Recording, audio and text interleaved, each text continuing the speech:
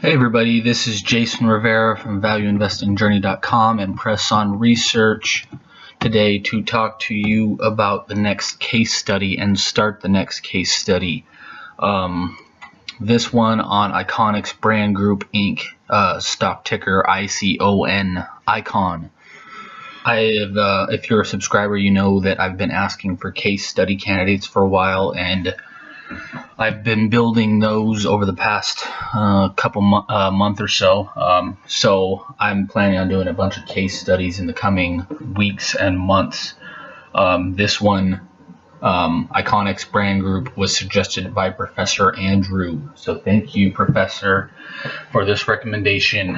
And bear in mind that you see the big jump today in its share price. So my calculations on market cap and EV to EBIT, EV to free cash flow, and the inverse earnings yields, EBIT to EV and free cash flow to EV, will be different than what I state on my sheet that I have. If you want access to this exclusive sheet, which with my preliminary analysis checklist, make sure to subscribe at ValueInvestingJourney.com. Become a free subscriber, and you'll get access to all this kind of exclusive content. All right, here we go. I've got the tabs open up here like usual. Notice the market cap, 365.4 million. When I did my preliminary analysis, the company's market cap was 320.4 million. Please keep that in mind as we go through this. No dividend yield. One thing I did notice here is its price to book 0.3, which is incredibly low. This can mean that the company is undervalued. The company is undervalued in relation to its assets. There we go. But it also could mean that the assets on the balance sheet are overvalued, and that the company, may have to write down some of this value in time. But we'll get to that when we get to the financial reports. Let's go to the key ratios tab that I have open. Next, then we go to operating margins. Gigantic for this company. Anything over 10% is great on a consistent basis, and this company, Icon, had a high of 76.1% in 2007, and it's been consistently over 40% in the last decade. Next thing, share count has fallen from 75 million shares in 2010 to 52 million in the trailing 12-month period, or a reduction of 31% in that time. Great news for shareholders if the company is undervalued, if the company has been buying back shares when the company is undervalued, which again we'll get to later in this case study. But when you see share reduction combined with book value per share rising, that's generally a good sign that the company is doing what it should be doing by retiring these shares. But again, if the assets on the balance sheet are overvalued, which we'll find out when we dig into the financials in the next part of this case study, we'll be able to find out if those assets are overvalued and if they may have to be written down at some point. Book value per share has increased about in line with the reduction in share count. Actually, book value per share has increased from $14.30 per share in 2010 to $19.92 a share in the trailing 12-month period, or an increase of 28.2%. This is actually 3 percentage points less than what should have happened just from the reduction in share count. So this could hint that the company's not been either acquiring assets well enough, if it's been acquiring assets, or that it's not been growing internally, not been growing the internal value of the shares and the company as a whole in a healthy way. because, like I said, just from the reduction in shares, it should have risen in that same amount. So that's something we need to look at when we dig into the financials. Now we go to ROIC, 5.5%, decent. I look for anything above 10% on a consistent basis, and the 5-year average Morningstar ROIC is 7.8%. Again, decent, not great, enough to keep looking, especially compared with some of its other margins that we'll talk about in a bit. Next is ROE. This is a better 10.7% in the trailing 12-month period, and its 5-year average ROE is 11.7%.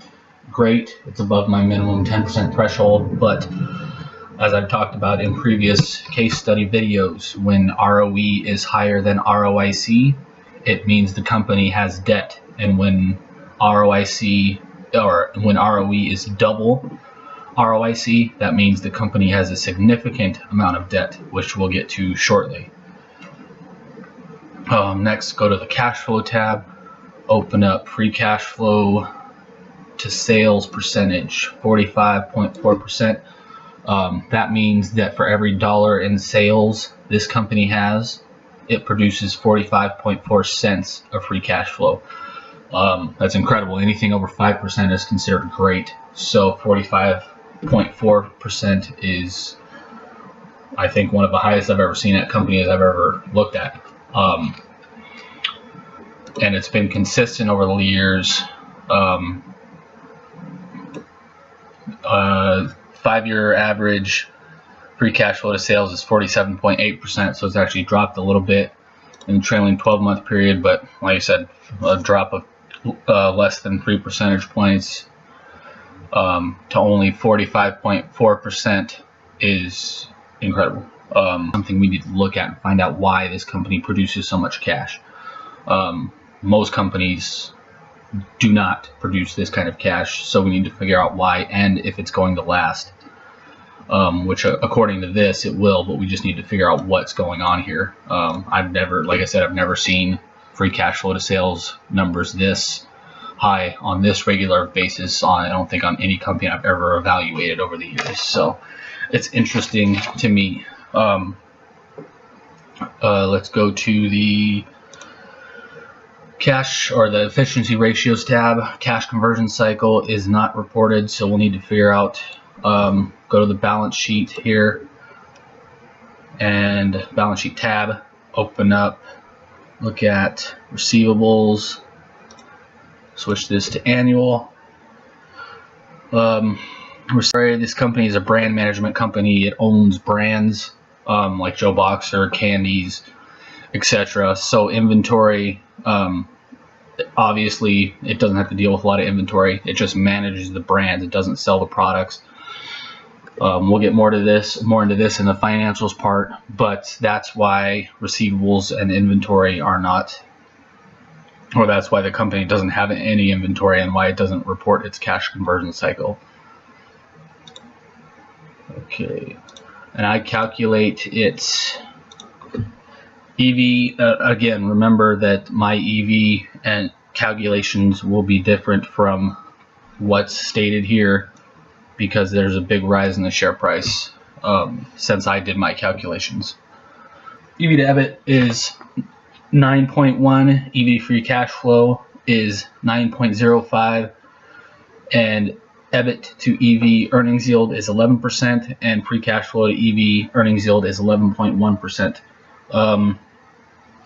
The EV to EBIT and EV to free cash flow relative valuations aren't below my minimum threshold or my maximum threshold of about 8 is what I like to see companies valued at when buying into them.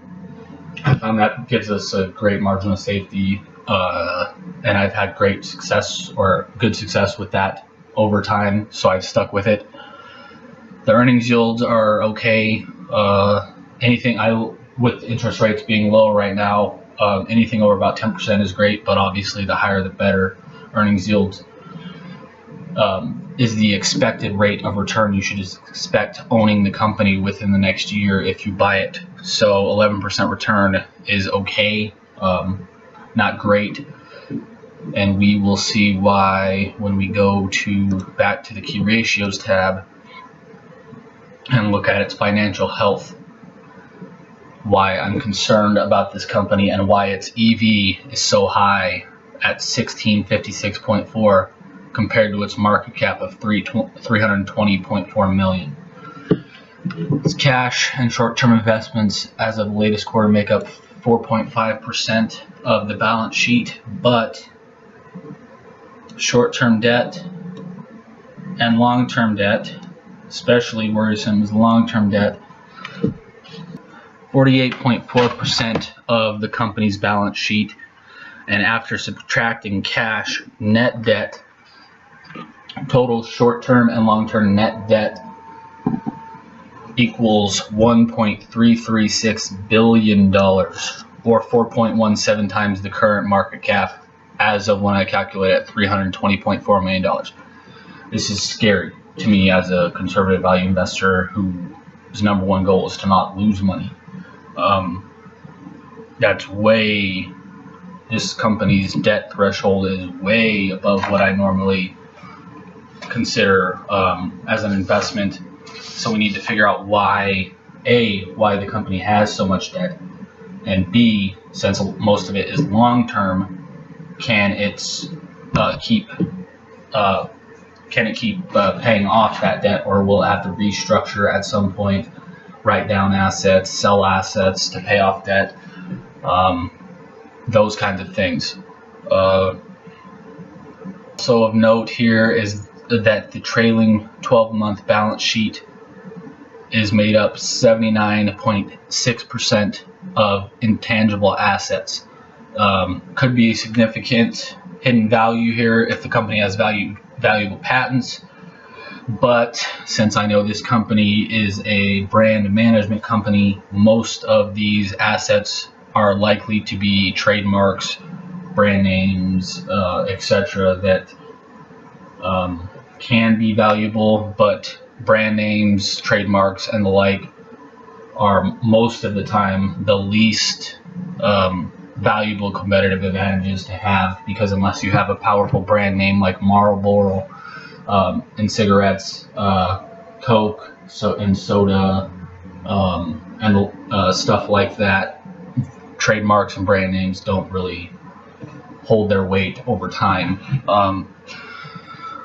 The last thing of note here is that as of December 31st, 2014, the company has approximately 187 million in state NOLs and approximately 136 million in local NOLs.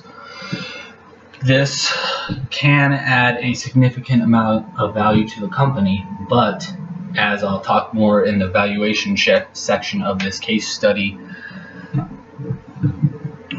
these the local NOLs especially will most likely be of no value, because unless when you earn NOLs, you have to use them in the area that they were earned when you had the area you incurred losses at. So unless the company can use $136 million, produces $136 million of profits at the local area where it's based, it will not be able to use those local NOLs at all. The state NOLs it could most likely use for state taxes in whatever state it is based in and reports taxes to.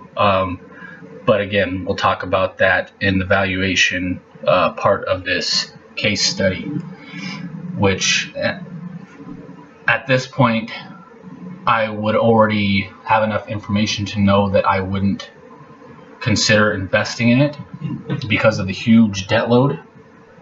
But the huge debt load combined with the huge free cash flow to sales margin are intriguing to me, so I want to keep going on the case study, and hopefully we can all learn a lot from this,